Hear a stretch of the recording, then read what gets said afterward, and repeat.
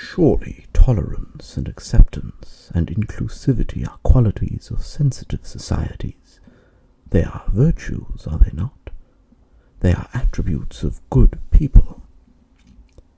This is the common sentiment in today's age. Even those generally opposed to progressivism will want to be seen as accepting and tolerant. At the risk of being a contrarian, this is a sentiment that I have come to disagree with quite strongly in the last few months. I think acceptance is nothing more than indolence and selfishness paraded as virtue.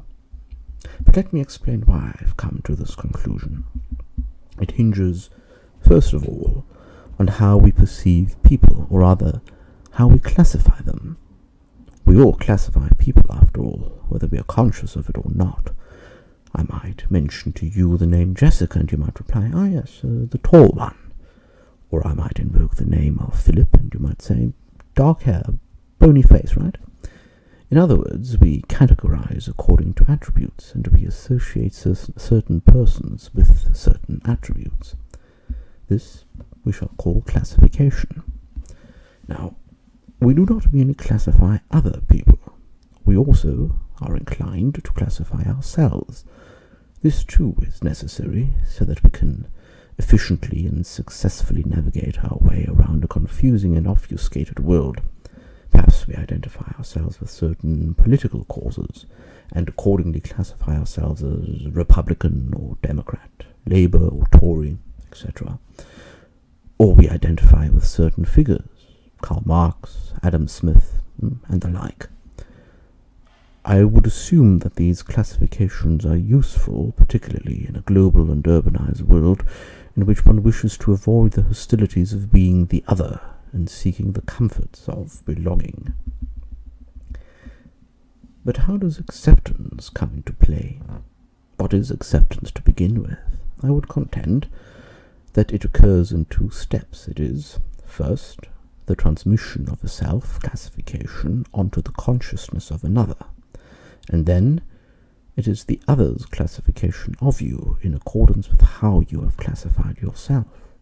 In other words, if I am asking you to accept the fact that I am a Platonist, I am trying to influence you into thinking of me as a Platonist.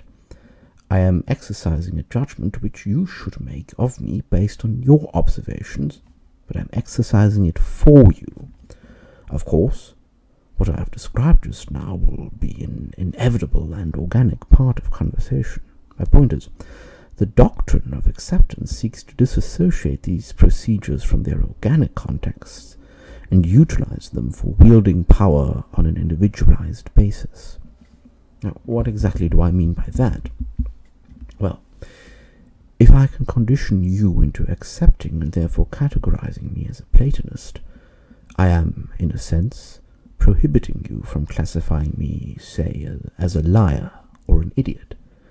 I am manipulating you directly to prevent you from forming classifications of me which I don't like. This in itself is not evil. It is a very human thing to do, a preemptive persuasion in my favor. But is it really in my favor? In fact, let me ask an even more fundamental question. Is it truly in favor of humanity that we should accept other people according to the way I have defined it just now? In any scenario of acceptance, there is I and there is the other. And my aim is for the other to see me as I see myself. Now, let us begin by asking, is it good for the other to see me as I see myself? I am inclined to think not. It would be better for them to make reasonable judgments and associations based on their own perception. It trains not only the ability to distinguish, but also fosters the skill of interpreting people.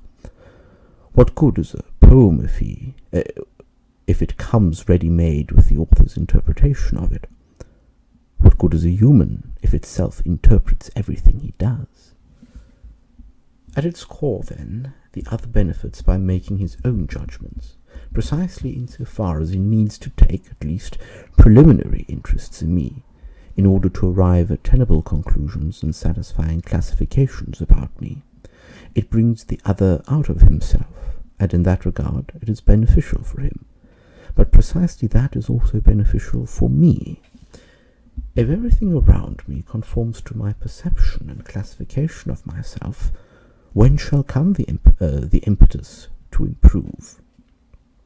Whence shall come the realization of my errors and the strategies for advancing?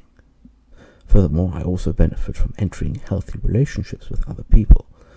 A relationship in which the other sees me as I see myself is not healthy, it is narcissistic and useless. A good relationship is marked by the fact that the other takes an interest in me. And here we arrive at the next stage of my argument, one which brings us even further away from seeing acceptance as a good.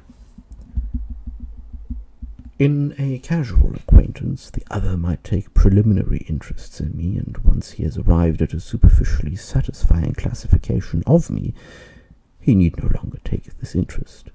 He can always refer back to his classification as with Jessica, who is the tall one, or Philip, who has the dark hair and the bony face. This, of course, is better than mere acceptance, but it is still not ideal.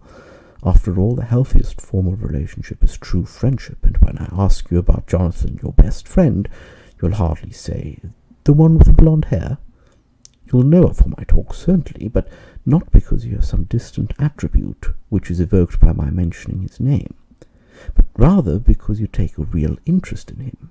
An interest, I firmly believe, transcends classifications. A good friend who is interested in me will not accept my self-classification, and he will try to transcend his own classifications of me, and rather try to understand me as I truly am.